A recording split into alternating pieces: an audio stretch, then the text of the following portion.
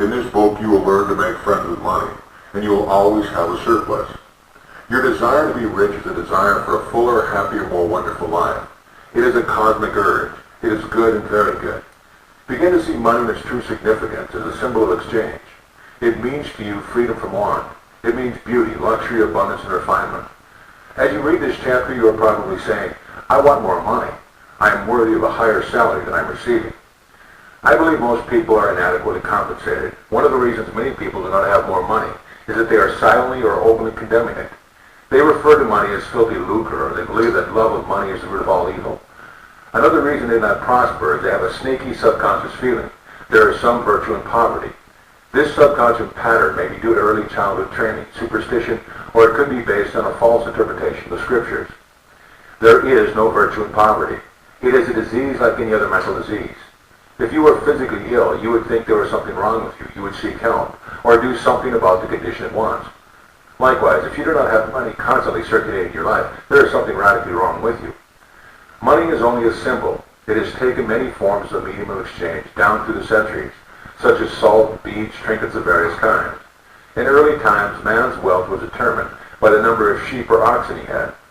It is much more convenient to write a check than to carry some sheep around with you to pay your bills. God does not want you to live in a hovel or to go hungry. God wants you to be happy, prosperous, and successful. God is always successful in his undertakings, whether he makes a star or a cosmos. You may wish to take a trip around the world, study art in a foreign country, go to college, or send your children to a superior school. You certainly wish to bring up your children in lovely surroundings, so that they might learn to appreciate beauty, order, symmetry, and proportion. You were born to succeed, to win, to conquer all difficulties, and have all your faculties fully developed. If there is financial lack in your life, do something about it. Get away immediately from all superstitious beliefs about money. Do not ever regard money as evil or filthy. If you do, you cause it to take wings and fly away from you. Remember that you lose what you condemn. Suppose, for example, you found gold, silver, lead, copper, or iron in the ground. Would you pronounce these things evil? God pronounced all things good. The evil comes from man's darkened understanding, from his unillumined mind, from his false interpretation of life, and his misuse of divine power. Uranium, lead, or some other metal could have been used in the medium of exchange. We use paper bills, checks, etc. Surely the piece of paper is not evil, neither is a check. Physicists and scientists know today that the only difference between one metal and another is the number and rate of motion of the electrons revolving around the central nucleus. They are now changing one metal into another through a bombardment of the atoms in a powerful cyclotron. Gold, under certain conditions, becomes mercury. It will only be a little while until gold, silver, and other metals will be made synthetically in a chemical laboratory. I cannot imagine seeing anything evil in electrons, neutrons, protons, and isotopes. The piece of paper in your pocket is composed of electrons and protons arranged differently. Their number and rate of motion is different. That is the only way the paper differs from the silver in your pocket. Some people will say, oh, people kill for money. They steal for money. It has been associated with countless crimes, but that does not make it evil. A man may give another $50 to kill someone. He has misused money and using it for a destructive purpose. You can use electricity to kill someone or to light the house. You can use water to quench the baby's thirst or to use it to drown the child. You can use fire to warm the child or burn it to death. Another illustration would be if you brought some earth from your garden and put it in your coffee cup for breakfast. That would be your evil, yet the earth is not evil. Neither is the coffee. The earth is misplaced. It belongs in your garden. Similarly, if a needle were stuck in your thumb, it would be your evil. The needle or pin belongs in a pincushion, not in your thumb. We know the forces of the elements of nature are not evil. They depend on our use of them, whether they bless or hurt us. A man said to me one time, I am broke. I do not like money. It is the root of all evil. Love of money to the exclusion of everything else will cause you to become lopsided and unbalanced. You are here to use your power or authority wisely. Some men crave power. Others crave money. If you set your heart on money and say, that is all I want, I'm going to give all my attention to amassing money. Nothing else matters. You can get money and attain a fortune, but you have forgotten that you are here to lead a balanced life. Man does not live by bread alone. For example, if you belong to some cult or religious group and become fanatical about it, excluding yourself from your friends, society, and social activities, you will become unbalanced, inhibited, and frustrated. Nature insists on a balance. If all your time is devoted to external things and possessions, you will find yourself hungry for peace of mind, harmony, love, joy, or perfect health. find that you cannot buy anything that is real. You can amass a fortune or have millions of dollars. This is not evil or bad. Love of money to the exclusion of everything else results in frustration, disappointment, and disillusionment. In that sense, it is the root of your evil. By making money your sole aim, you simply made a wrong choice. You thought that it was all you wanted, but you found after all your efforts that it was not only the money you needed. What you really desired was true place, peace of mind, and abundance. You could have the millions of millions if you wanted them, and still have peace of mind, harmony, perfect health, and divine expression. Everyone wants enough money, and not just enough money to go around. He wants abundance and to spare. He should have it. The urges, desires, and impulses we have for food, clothing, homes, better means of transportation, expression, procreation, abundance are all God-given, divine, and good. But we may misdirect these impulses, desires, and urges, resulting in evil or negative experiences in our lives. Man does not have an evil nature. There is no evil nature in you. It is God, the universal wisdom, or life-seeking expression through you. For example, a boy wants to go to college, but he does not have enough money. He sees other boys in the neighborhood going off to college and university. His desire increases. He says to himself, I want an education too. Such a youth may steal or embezzle money for the purpose of going to college. The desire to go to college was basically and fundamentally good. He misdirected that desire or urge by violating the laws of society, the cosmic law of harmony, or the golden rule. Then he finds himself in trouble. However, if this boy knew the laws of mind and his unqualified capacity through the use of the spiritual power to go to college, he would be free and not in jail. Who put him in jail? He placed himself there. The policeman who locked him up in prison was an instrument of the man-made laws which he violated. He first imprisoned himself in his mind by stealing and hurting them himself. Fear and a guilt consciousness followed. There is the prison of the mind, followed by the prison walls made of bricks and stones. Money is a symbol of God's opulence, beauty, refinement, and abundance, and it should be used wisely, judiciously, and constructively to bless humanity in countless ways. It is merely a symbol of the economic health of the nation. When your blood is circulating freely, you are healthy. When money is circulating freely in your life, you are economically healthy. When people begin to hoard money, to put it away in tin boxes, and become charged with fear, there is economic illness. The crash of 1929 was a psychological panic. It was fear seizing the minds of people everywhere. It was a sort of negative, hypnotic spell. You are living in a subjective and objective world. You must not neglect the spiritual food, such as peace of mind, love, beauty, harmony, joy, and laughter. Knowledge of the spiritual power is the means to a royal road to riches of all kinds, whether your desire is spiritual, mental, or material. The student of the laws of mind, or the student of the spiritual principle, believes and knows absolutely that regardless of the economic situation, stock market fluctuations, depression, strikes, war, or other conditions and circumstances, he will always be amply supplied, regardless of what form money may take. The reason for this is he abides in the consciousness of wealth. The student has convinced himself in his mind that wealth is forever flowing freely in his life, and there is always a divine surplus. Should there be a war tomorrow and all the students present wholly become valueless, as the German marks did after the First World War, he would still attract wealth and be cared for, regardless of the form of the new currency took. Wealth is a state of consciousness. It is a mind conditioned to divine supply and forever flowing. The scientific thinker looks at money or wealth like the tide. That is, it goes out, but it always comes back. The tide never fails, neither will man supply when he trusts a tireless, changeless, immortal presence, which is omnipresent and flowing ceaselessly. The man who knows the workings of the subconscious mind is never, therefore, worried about the economic situation, stock market panics, devaluation, or inflation of currency, since he abides in the consciousness of God's eternal supply. Such a man is always supplied and watched over by an overshadowing presence. Behold the birds of the air, for they sow not, neither do they reap, nor gather in barns. Get your... This video prepared for you by Anthony Gentil, the webmaster for KnowledgeFinancial.com and FinancialAcademySchool.com, the founder and CEO of Bahi Market Enterprise and VBC Visionnaire Business Center. Many more videos are available prepared for you by the financial service consultant, real estate professional, realtor for all your real estate needs, insurance representative for your insurance needs. Anthony Gentil, State of Florida, 305-974-6717 and 786-709-6577. Visit www.knowledgefinancial.com. Professionalism.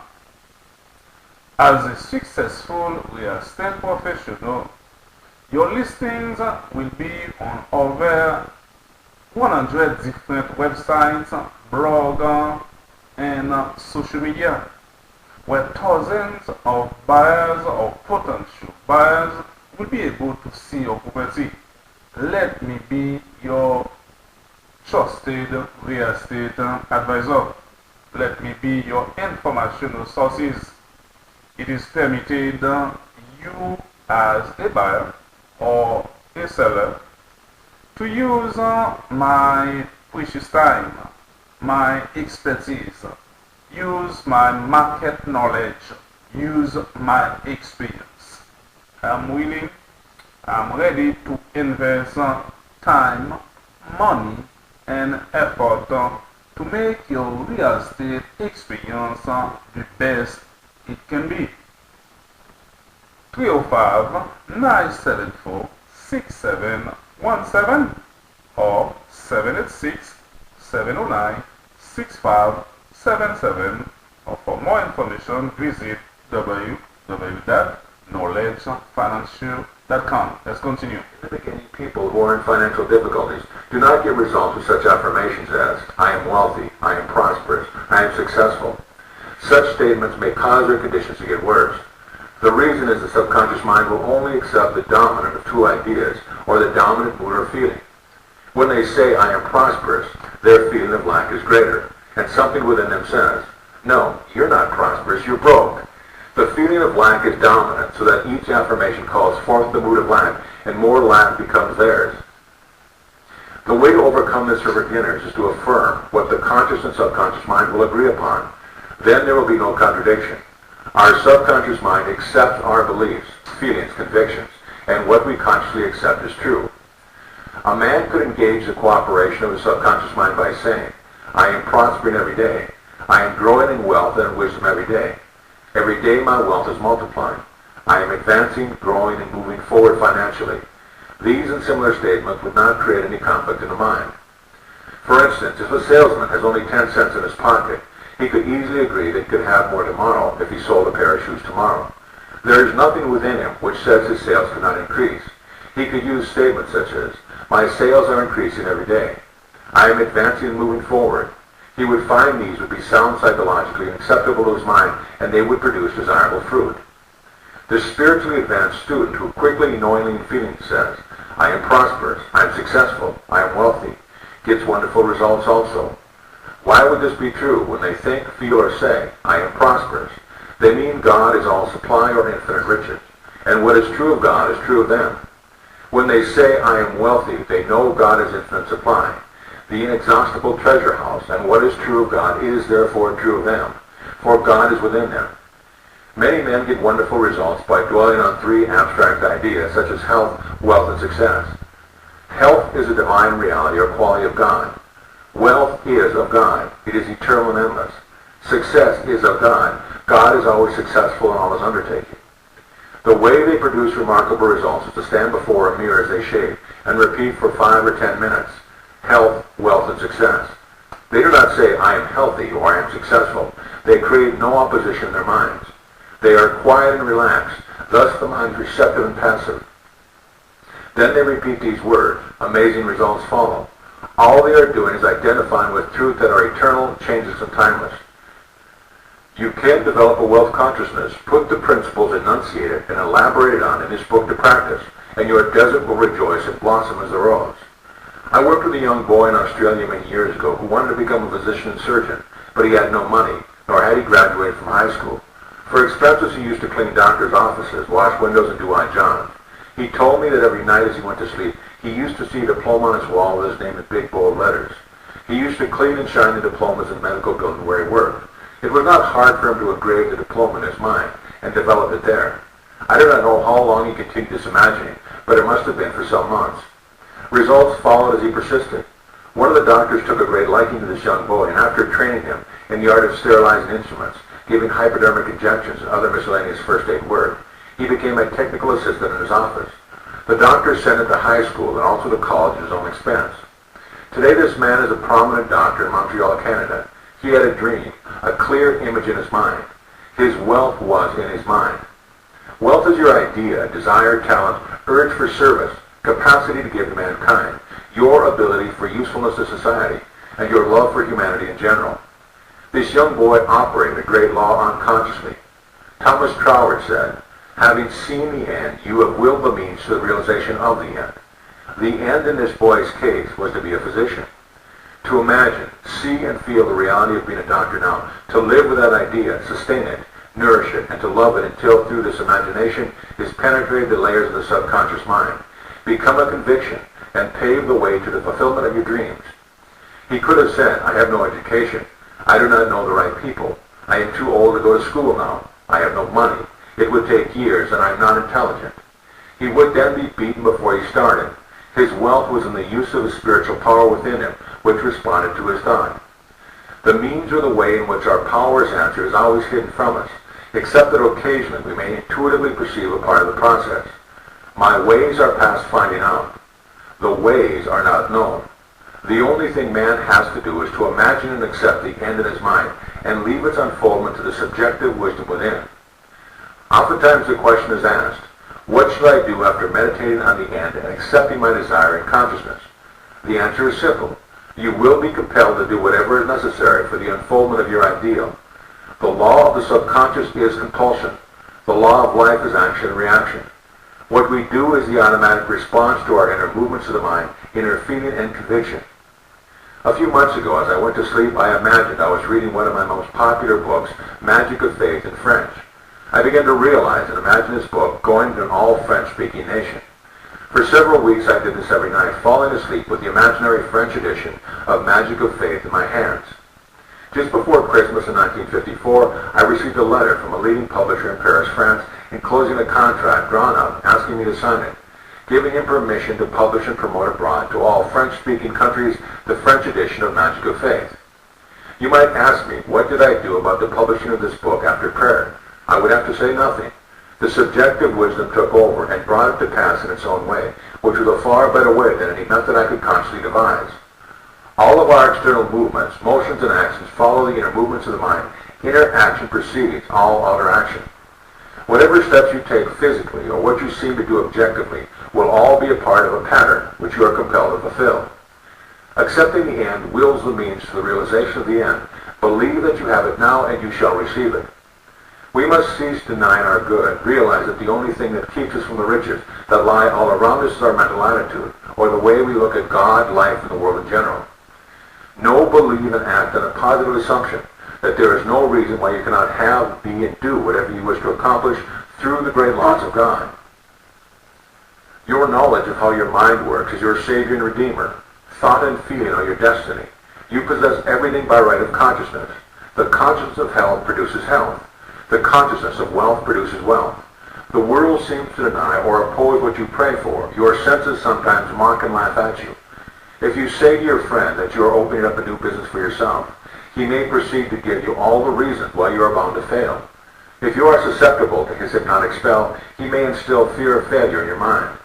As you become aware of the spiritual power which is one and indivisible, and which responds to your thought, you will reject the darkness and ignorance of the world and know that you possess all the equipment, power, and knowledge to succeed. To walk on the royal road to riches, you must not place obstacles and impediments on the pathway of others. Neither must you be jealous or envious of them. Actually, when you entertain these negative states of mind, you are hurting and injuring yourself because you are thinking and feeling it. The suggestion, as Quimby said, you give to another, you are giving to yourself. This is the reason that the law of the golden rule is a cosmic divine rule. I am sure you have heard men say, that fellow has a racket. He's a racketeer. He is getting money dishonestly. He's a faker. I knew him when he had nothing. He is crooked, a thief and a swindler. If you analyze the man who talks like that, he is usually in want or suffering from some financial or physical illness. Perhaps his former college friends went up the ladder of success and excelled him. Now he is bitter and envious of their progress. In many instances, this is the cause of his downfall.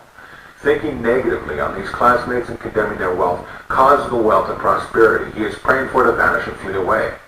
He is condemning the thing he is praying for. He is praying two ways. On the one hand, he is saying, God is prospering me. And in the next breath, silently or audibly, he is saying, I resent that fellow's wealth. Always make it a special point to bless the other person and rejoice in his prosperity and success. When you do, you bless and prosper yourself.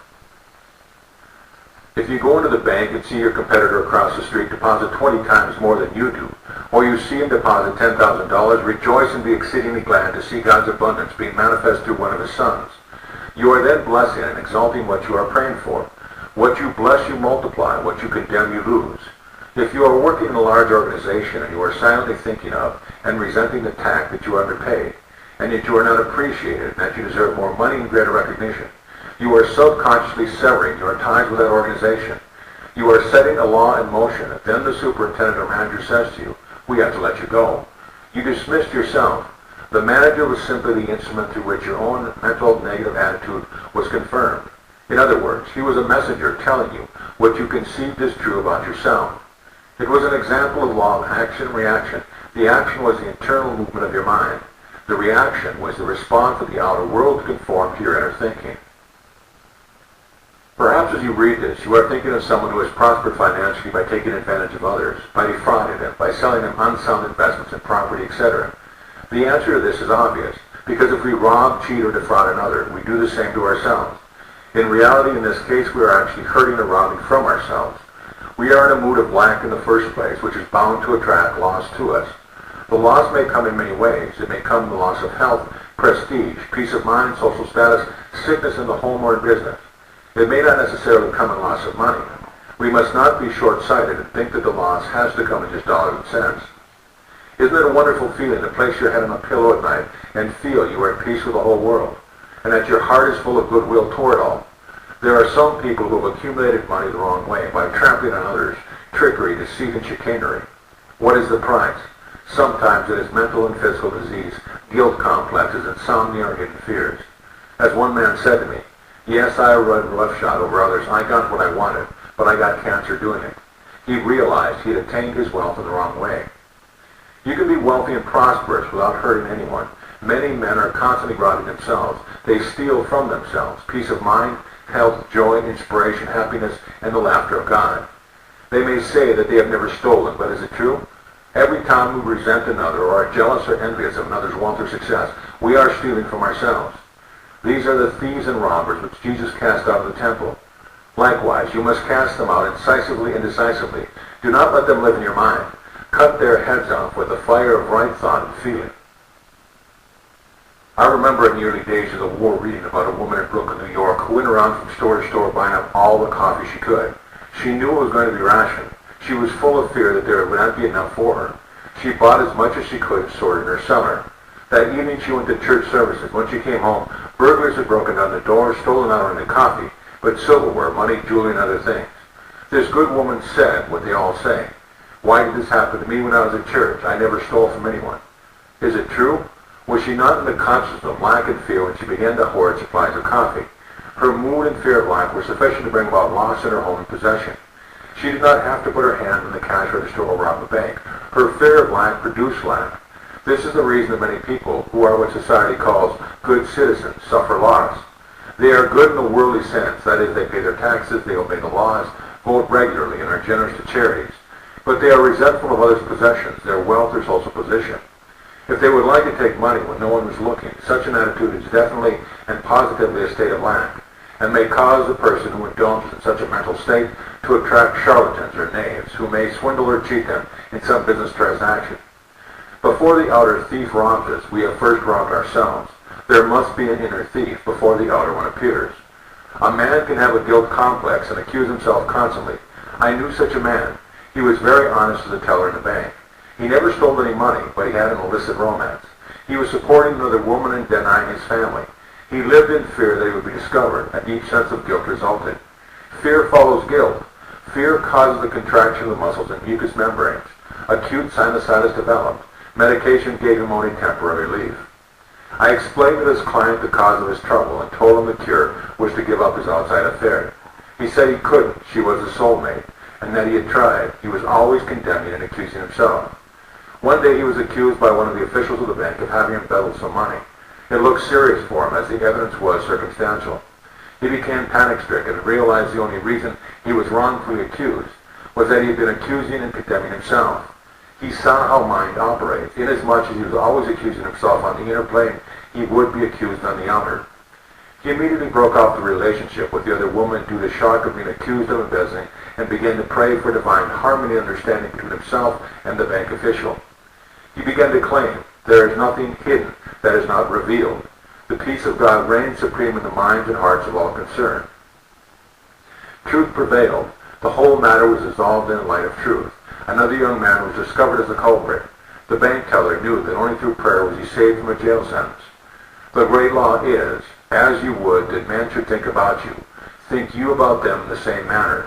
As you would that men should feel about you, feel you also about them in like manner. Say from your heart, "I wish for every man who walks the earth what I wish for myself."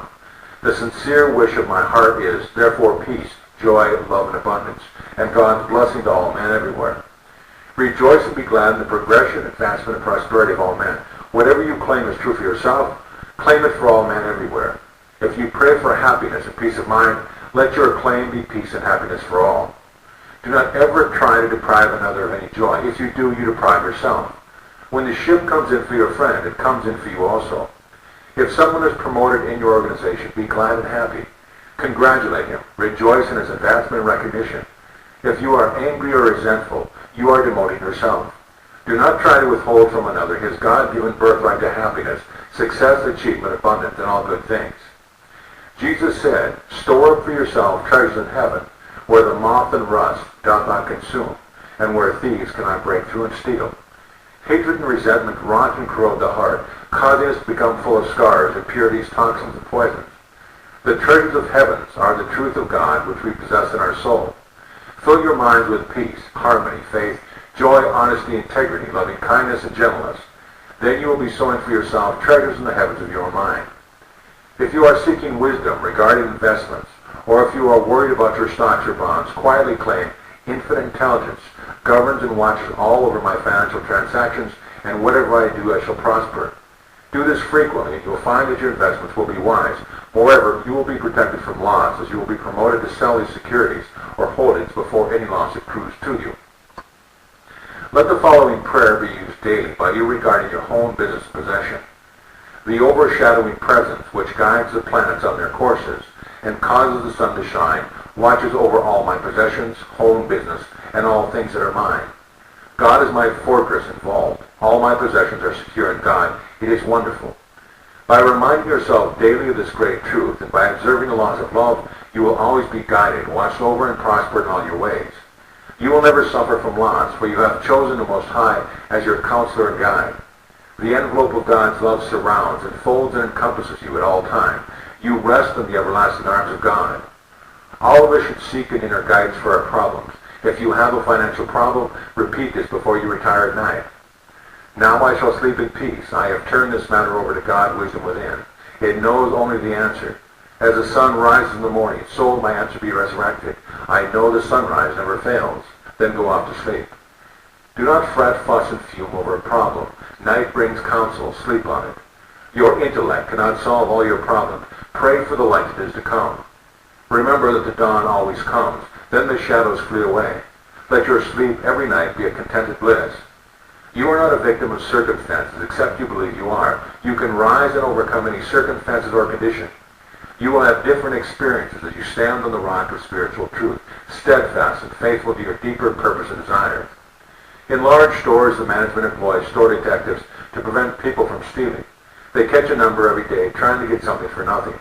All such people are living in the consciousness of lack and limitation, and they are stealing from themselves, attracting at the same time all manner of loss. These people lack faith in God and the understanding of how their minds work. If they would pray for true place, divine expression and supply, they would find work. Then by honesty, integrity, and perseverance, they would become a credit to themselves and society at large. Jesus said, "For ye have the poor always with you, but me ye have not always." The poor states of consciousness are always with us in the sense that no matter how much wealth you have now, there is something you want with all your heart. It may be a problem of health. Perhaps a son or daughter needs guidance or harmony, is lacking in the home. At that moment you are poor. We could not know what abundance was except we were conscious of lack. I have chosen 12, and one of you is a devil. Whether it be the King of England or a boy in the slums, we are all born into limitation and into the race belief. It is through these limitations we grow. We could never discover the inner power except through problems and difficulties. These are our poor states, which prod us into seeking a solution. We could not know what joy was except we could shed a tear of sorrow. We must be aware of poverty to seek liberation and freedom and ascend into God's opulence. The poor states, such as fear, ignorance, worry, lack, and pain, are not bad when they cause you to seek the opposite.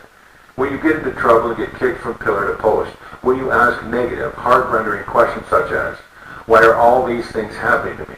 Why does there seem to be a jinx following me? Light will come to your mind. Through your suffering, pain, or misery, you will discover the truth which sets you free. Sweet are the uses of adversity, like a toad ugly and venomous, yet wears a precious jewel on its head. Through dissatisfaction we are led to satisfaction. All those studying the laws of life have been dissatisfied with something. They have had some problem or difficulty which they could not solve, or they were not satisfied with the man-made answers to life's riddles. They have found their answer in the God present within themselves, and a pearl of great price, the precious jewel. The Bible says, I sought the Lord and I found him, and he delivered me from all my fears. When you realize your ambition or desire, you will be satisfied for only a brief period of time. Then the urge to expand will come again. This is life seeking to express itself at higher levels through you. When one desire is satisfied, another comes to infinity. You are here to grow. Life is progression. It is not static. You are here to go from glory to glory. There is no end, for there is no end to God's glory.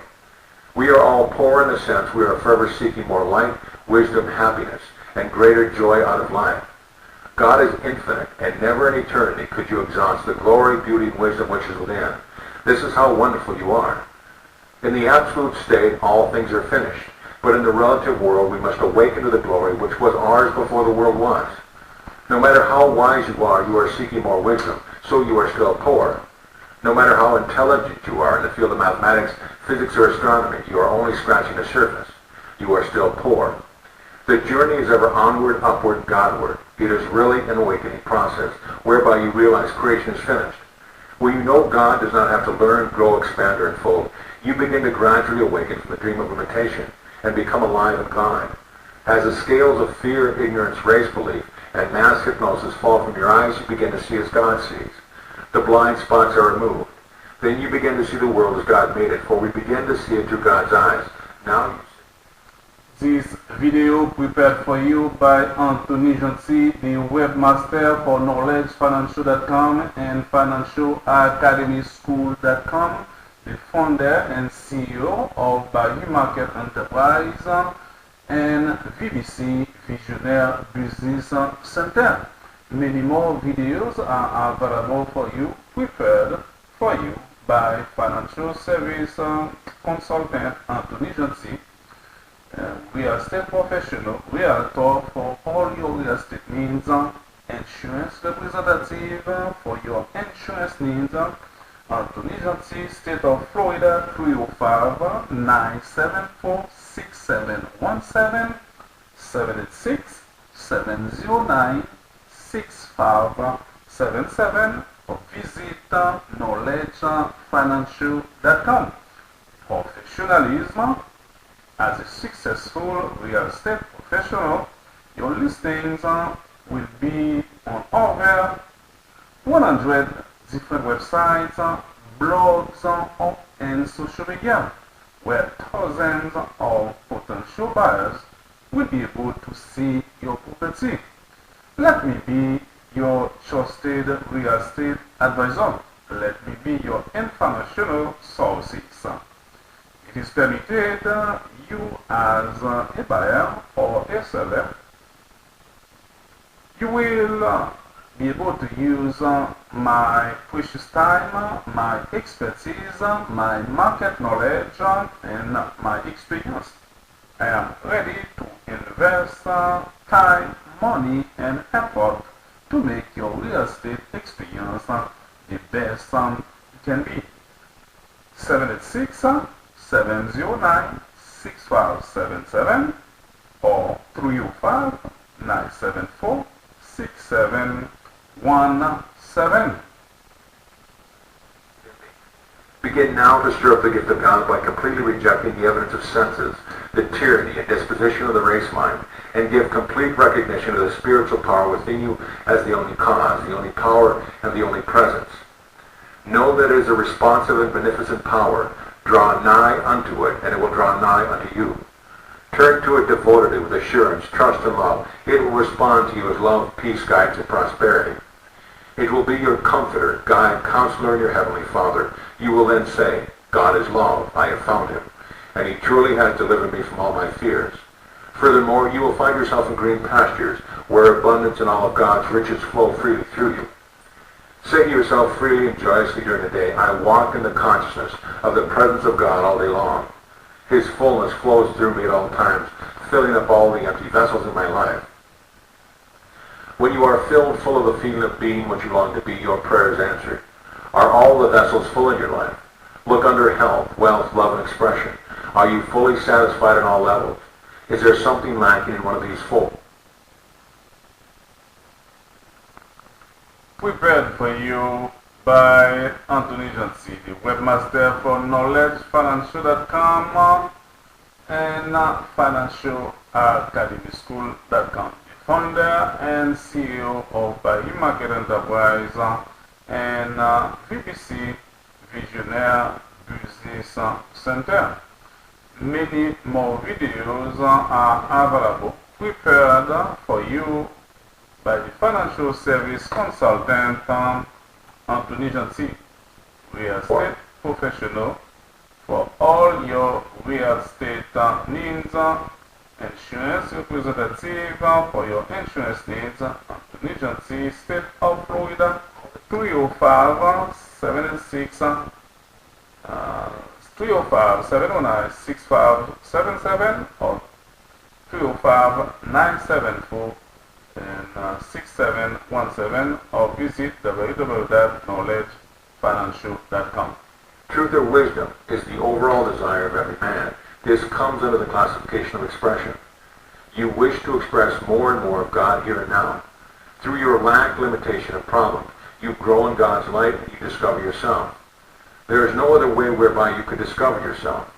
If you could not use your power in two ways, you would never discover yourself. Neither would you ever deduce a law governing you. If you were compelled to be good or compelled to love, that would not be love. You would then be an automaton. You have freedom to love because you can give it or retain it. If compelled to love, there is no love. Aren't you flattered when some woman tells you that she loves you and wants you? She has chosen you from all the men in the world. She does not have to love you. If she were forced to love you, you would not be flattered or happy about it. You have freedom to be a murderer or a holy man. That is the reason that we praise such men as Lincoln and others. They decided to choose the good. We praise them for their choice. If we believe that circumstances, conditions, events, age, race, religious training, or early environment can preclude the possibility of our obtaining a happy, prosperous life, we are thieves and robbers. All that is necessary to express happiness and prosperity is to feel happy and prosperous. The feeling of wealth produces wealth. States of consciousness manifest themselves. This is why it is said, all that ever came before me, feeling, are thieves and robbers. Feeling is a law, and the law is feeling. Your desire for prosperity is really the promise of God saying that his riches are yours. Accept this promise without any mental reservation. Quimby likened prayer to a lawyer pleading the case before the judge. This teacher of the laws of mind said he could prove the defendant was not guilty as charged, but that the person was a victim of lies and false belief. You are the judge. You render your own verdict. Then you are set free. The negative thoughts of lack, poverty, and failure are all false. They are all lies. There is nothing to back them up. You know there is only one spiritual power, one primal cause, and you, therefore, cease giving power to conditions, circumstances, and opinions of men. Give all power to the spiritual power within you, knowing that it will respond to your thought of abundance and prosperity. Recognizing the supremacy of the spirit within and the power of your own thought or mental image is the way to opulence, freedom, and conscious supply. Accept the abundant life in your own mind. Your mental acceptance and expectancy of wealth has its own mathematics and mechanics of expression. As you enter into the mood of opulence, all things necessary